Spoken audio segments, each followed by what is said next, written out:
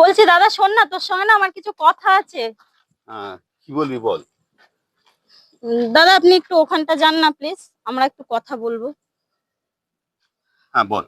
বলছি যে তুই তো জানিস এখন নতুন আইন হয়েছে যে ছেলে মেয়ের সমান অধিকার। তো সেই বিষয় নিয়ে আমি একটু তোর সঙ্গে কিছু কথা বলবো না, আসলে। বল বল, তুই কি তুই বলবি বল, বল। তুই বল, তুই কি বলতে চাইছিস সমান আমি অধিকার? বলতে চাইছি যে এখন ছেলে মেয়ে দুজনেরই সমান অধিকার, তাই আমার বাড়ির সম্পত্তির অর্ধেক ভাগ চাই। সম্পত্তির অর্ধেক ভাগ নিবি, খুব ভালো কথা বল। হুম। খুব ভালো কথা। সম্পত্তি তুই অর্ধেক ভাগ নিবি।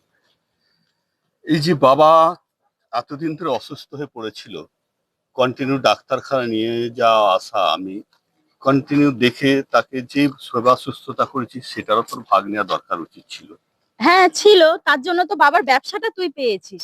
এখন আমার টাকা পয়সার অনেক প্রয়োজন, তাই আমি বাড়ির সম্পত্তির অর্ধেক ভাগ আমার চাই। আমি তো তোকে বলছি না তুই পুরোটা দে। বাবার বিজনেস নিয়েছিস, সবকিছু নিয়েছিস, তাহলে তুই দেখবি না একটু বাবাকে? আর আমি তো বাইরে থাকি, তাহলে আমি কি করে দেখবো বল? অসুবিধায় পড়েছি তাই আমি তোকে সম্পত্তির ভাগ চাইছি। ঠিকই বলেছিস বোন।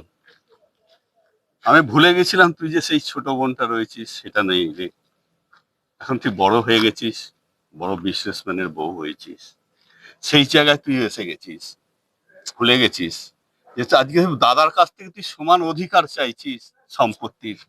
হ্যাঁ, আজকে ভুলে গেছিস বোন। তোকে আমি কাঁধে করে নিয়ে আজকে স্কুলে নিয়ে গেছি। কেউ যদি তোর কাছে একটা কথা বলতো, তাকে আমি তাকে আমি ঝাঁপিয়ে কিভাবে মারতাম।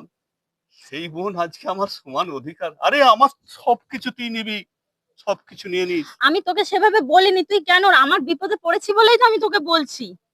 বিপদে পড়া একরকম ব্যাপার হয়, সমান অধিকার চাওয়ার ব্যাপারটা একরকম হয়। দুটো সমান হয় না রে বোন, দুটো সমান হয় না।